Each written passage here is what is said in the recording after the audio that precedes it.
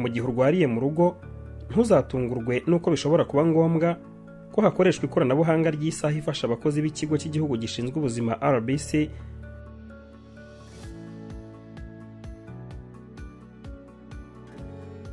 gukurikirana kuri gukurikiza neza amabwiriza yo kuguma mu rugo.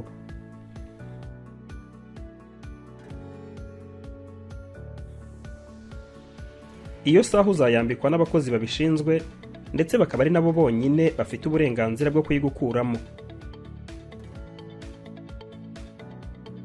Ubwo rero niba nawe warambitswe iyo saha, dore ibyo ukwiye kubahiriza. Irinde kugerageza kwikuriramo iyo saha.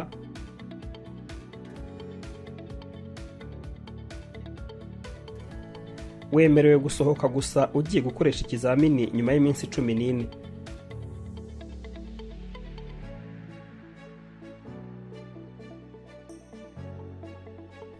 Mu gihe isaha igize ikibazo bitaguturutseho, hamagara kuri 0788 311 026 cyangwa 0788 380 179.